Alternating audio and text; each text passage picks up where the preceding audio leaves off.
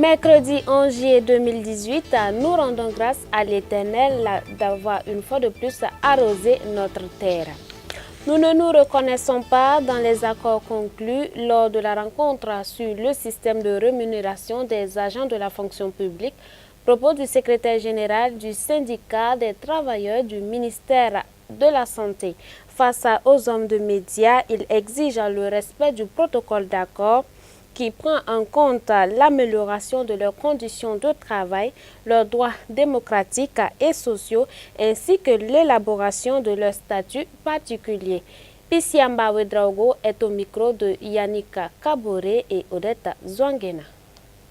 L'opération 15 000 pour nous, qui consistait à dire à nos militants de ne pas exiger pendant la période du mot d'ordre les reçus de paiement avant de prendre en charge les patients. De notre point de vue, en tout cas, nous n'avons pas vu un de nos militants qui a transgressé ce mot d'ordre. Ça, c'est le premier volet du mot d'ordre. Le deuxième volet du mot d'ordre, c'est qu'il faut que les patients qui sont venus pendant cette période-là puissent bénéficier gratuitement de nos prestations. Mais là, comme vous avez constaté, dans certains services, l'administration qu'on ne voit jamais d'habitude s'est précipitée pour engager des gens, pour prendre des dispositions, pour empêcher donc les patients d'accéder au lieu de prestation sans avoir payé. Mais ça également, comme si on fait le point au niveau national, c'est minoritaire. Nous, on pense que le mot d'ordre a été un succès et nous pensons que s'il y avait à recommencer, nous allons donc le faire. Lorsqu'on écoute le gouvernement à tous les niveaux, du Premier ministre au niveau des différents ministres, et lorsqu'on examine les courriers que nous avons reçus dans la période, toutes ces dispositions se terminent en disant nous sommes disposés au dialogue.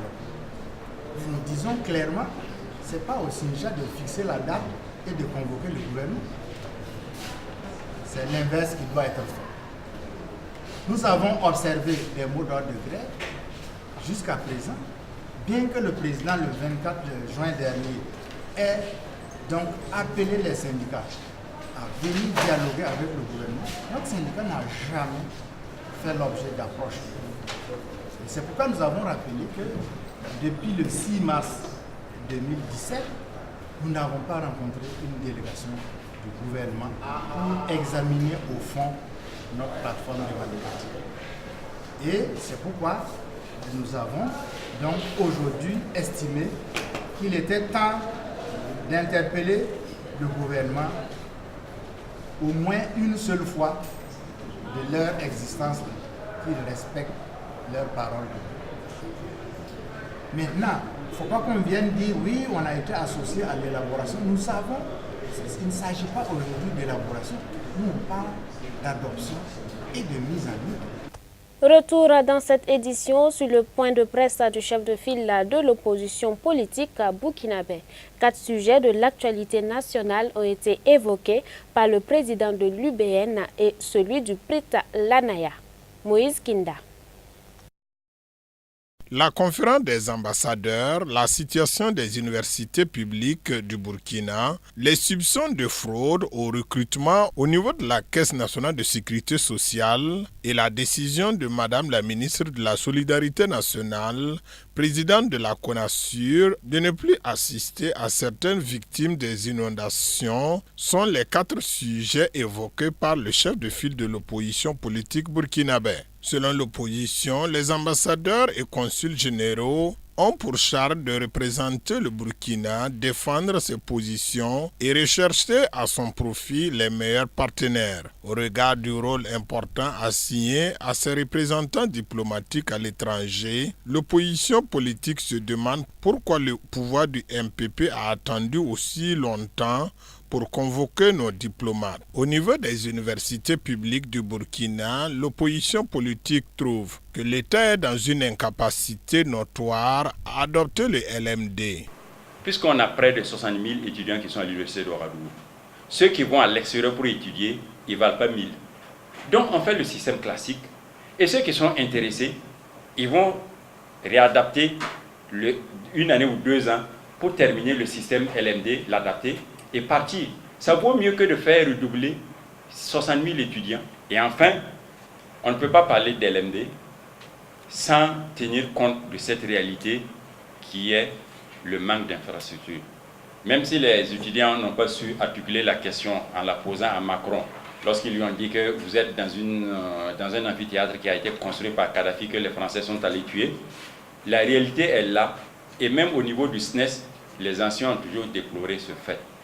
Il manque des locaux pour justement recevoir les étudiants. Et donc il y a un problème à ce niveau. Si on a essayé de résoudre les problèmes qui sont des problèmes matériels au niveau de l'université, et qu'il y a toujours cette situation-là, là on peut dire ce qu'on a à dire autour du LMD. Mais on parle de LMD par mimétisme alors qu'on est un pays indépendant et on n'arrive même pas à adapter notre système éducatif, surtout universitaire, à nos réalités de terrain.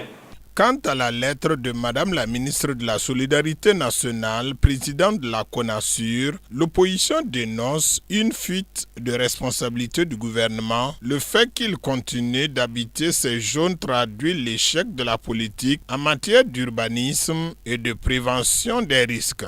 Donc, nous disons tout simplement qu'on peut, cette décision pourrait se prendre peut-être après l'hivernage, dire, voilà, nous vous donnons tant de mois ou tant d'années pour déguerpir ces zones, parce que tout simplement, on ne va plus faire ceci ou cela.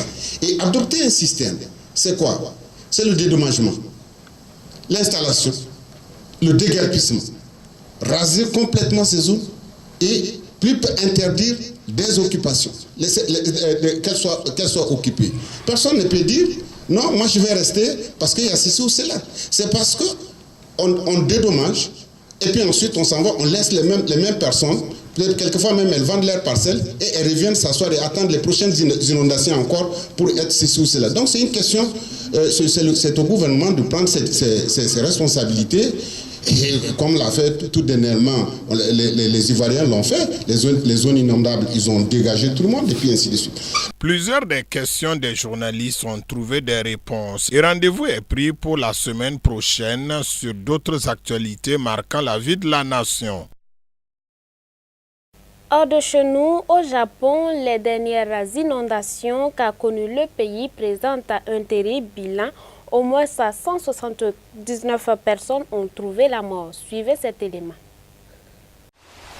Au Japon, au moins 179 personnes ont été tuées dans les inondations et les glissements de terrain provoqués par les pluies torrentielles qui se sont abattues pendant 3 jours sur l'archipel. C'est la plus grave catastrophe météorologique qu'ait connue le Japon ces 35 dernières années. Les médias locaux évoquent entre 50 et 60 disparus et des milliers de sinistrés. Okayama et Hiroshima sont les 2 provinces les plus touchées. Je pensais que c'était quelque chose qu'on voyait à la télévision, qui arrivait ailleurs. Mais tout cela a lieu près de chez moi. Je n'aurais jamais imaginé cela. Je ne peux pas en croire mes yeux. Tout cela fait réaliser qu'un désastre peut frapper n'importe où. Le Premier ministre japonais Shinzo Abe a annulé une tournée en Europe et quitté Tokyo dans la matinée pour survoler les régions sinistrées et aller à la rencontre des victimes. Les opérations de sauvetage se déroulent dans une chaleur étouffante et les autorités mettent en garde contre le risque de nouveaux glissements de terrain. Tandis qu'ailleurs, c'est la chaleur et le soleil qui font plusieurs morts. Au Canada, la vague de chaleur qui a frappé la province du Québec au début du mois a fait 70 morts selon un nouveau bilan revu à la hausse. Environ la moitié des décès ont été enregistrés à Montréal, les victimes étant pour la plupart des personnes isolées, âgées, malades ou précaires, vivant dans des habitations non climatisées. Aucun décès lié à la chaleur n'a en revanche été signalé dans les établissements de santé, régulièrement pointés du doigt pour leur manque de moyens. Les températures sont depuis retombées à Montréal, mais une nouvelle vague de chaleur est attendue pour ce week-end, avec un pic à 34 degrés prévu lundi. Habitué davantage au froid polaire, le Québec avait connu en 2010 une canicule similaire qui avait fait une centaine de morts. Sur le continent européen, la victoire des Bleus a entraîné des violents affrontements entre supporters français et forces de l'ordre présents sur les Champs-Élysées. Suivez le reportage.